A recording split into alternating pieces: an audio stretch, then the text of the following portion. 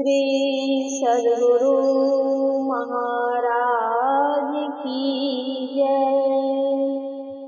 प्रवचन संख्या 39। दृश्य जगत का मूल बिंदु है। प्यारे लोगों, नाद का अर्थ है शब्द और बिंदु का अर्थ है छोटे से छोटा चिन्ह। पाठशाला में पढ़ने वाले विद्यार्थी पढ़ते हैं कि जिसका स्थान है परिमाण नहीं, वह बिंदु है। वह इतना छोटा है कि उसका बाँट नहीं हो सकता। नाद ध्वन्यात्मक शब्द है। हम लोग जो बोलते हैं वह वर्णात्मक है। बाजों का शब्द ध्वन्यात्मक आहत नाद है, परंतु जिस नाद का अभी वर्णन किया जा रहा है वह आंतरिक अनाहत ध्वन्यात्मक नाद है। जो ईश्वर को मानने वाले हैं वे ईश्वर को सबसे पूर्व का मानते हैं। ईश्वर के पहले कुछ और था, माना नहीं जा सकता। ईश्वर किसी शरीर को धारण किए हुए हैं, एक ख्याल है। दूसरा ख्याल यह है कि ईश्वर है किंतु उनको शरीर नहीं है। रंग रूप मानने वाला भी उस रंग रूप के अंदर ईश्वर को शरीर रहित मानते हैं। पहला शरीर रहित स्वरूप है या जो शरीर वाला है, वह दोनों में पहले से कौन है? जो हाथ पैर आदि इंद्रियों से युक्त तथा गोचर है, वह कैसा है? तथा आपकी इंद्रियां कैसी है?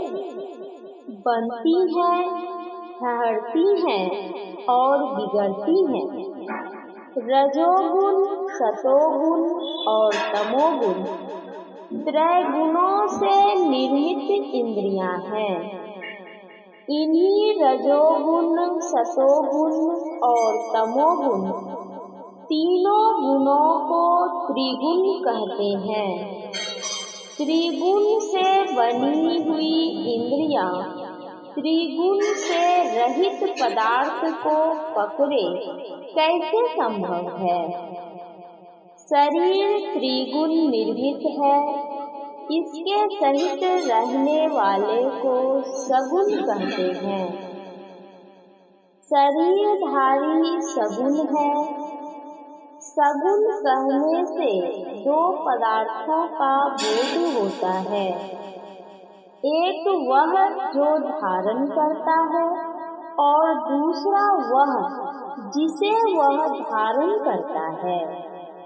जो त्रिगुण को धारण करता है वह त्रिगुण नहीं है, वह निर्गुण है, वह गुणातीत है। असल में मूल स्वरूप निर्गुण है। अगुण अखंड अलख अजय जोई,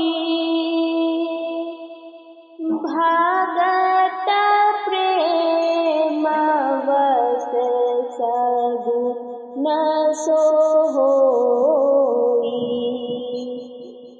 गोस्वामी तुलसीदास यह चौपाई विदित करती है कि पहले अगुण मतलब त्रैगुण रहित, अखंड मतलब खंड रहित, अलख मतलब जो नेत्र के ज्ञान से बाहर है, अज मतलब जो कभी जन्मा नहीं है, जो हई है, वही भक्त के प्रेमवश सगुण होता है, यानी त्रैगुण को धारण करता है।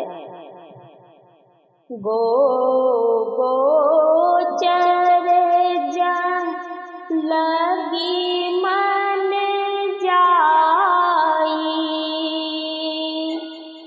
सो सब माया जानऊ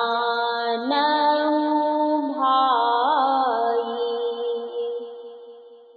इस सिद्धांत से कोई भी इंद्रिय गोचर रूप माइक होगा, चाहे वह दिव्य ही क्यों न कहलावे, चाहे उसका स्थूल इंद्रियों से दर्शन हो अथवा सूक्ष्म या दिव्य दृष्टि से दर्शन हो।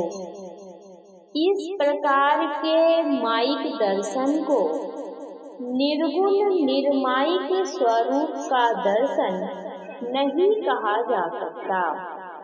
यह तुलसीदास जी का विचार है। मूल स्वरूप परमात्मा का निर्गुण है, वहाँ पर रूप या दृश्य नहीं है। निर्गुण अरूप ईश्वर पहले पहल क्या बनावेगा, नाद को अथवा बिंदु को, पहले रूप को या अरूप को। अरूप रूप से सूक्ष्म है, रूप स्थूल है और अरूप सूक्ष्म है। पानी देखने में आता है और हवा देखने में नहीं आती। पानी स्थूल है और हवा उससे सूक्ष्म है। यह जगत जो पंच भौतिक है, आकाश सबका मूल है। पहले आकाश है तब वायु। आकाश अदृश्य है, इससे उत्पन्न वायु भी अदृश्य है। फिर वायु से अग्नि, अग्नि से जल और जल से पृथ्वी, ऐसे क्रमशः पांचों तत्व बने हैं। पृथ्वी से जल, जल से अग्नि और अग्नि से हवा सूक्ष्म है।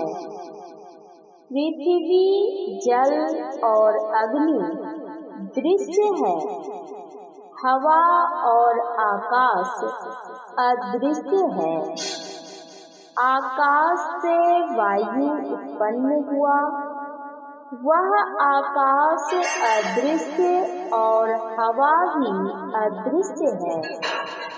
तात्पर्य यह कि अदृश्य से अदृश्य उत्पन्न हुआ, परंतु कुछ भेद सहित। भेद यह है कि आकाश स्पर्श रहित और हवा स्पर्श सहित। अतएव आकाश सूक्ष्म और हवा स्थूल है। इसी प्रकार निर्गुण अलख ईश्वर से सृष्टि की आदि में जो उत्पन्न हुआ, वह ईश्वर की सूक्ष्मता से न्यून सूक्ष्मता रूप अदृश्य ध्वन्यात्मक नाद हुआ।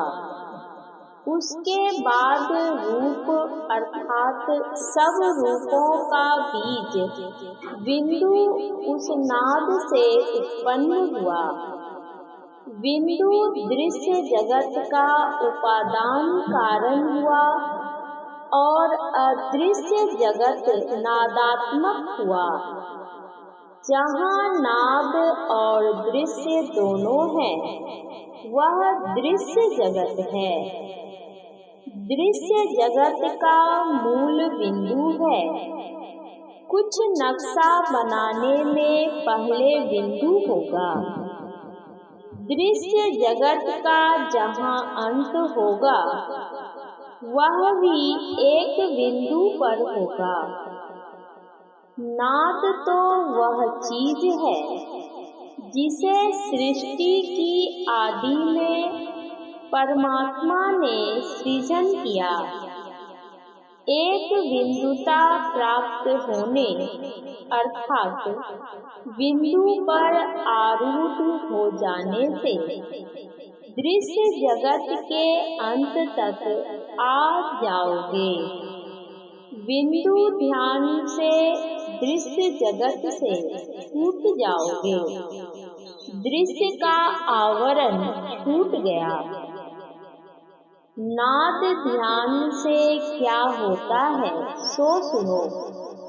नाद में अपने उद्गम स्थान पर खींच लाने का गुण है। इसका उद्गम स्थान स्वयं परमात्मा है। इसलिए इसके ध्यान से खींचकर उस परमात्मा तक पहुँच जाओगे। हम लोग जो प्रतिदिन संत स्तुति में बिंदु ध्यान विधि, नाद ध्यान विधि, सरल सरल जग में परचारी गाते हैं, सो बिंदु और नाद ध्यान की यही महिमा है। यह प्रवचन संत मत सत्संग मंदिर, मनिहारी, जिला कटिहार, बिहार में दिनांक 30 दिसंबर 1952 ईस्वी के प्रातःकालीन सत्संग में हुआ था। श्री सद्गुरु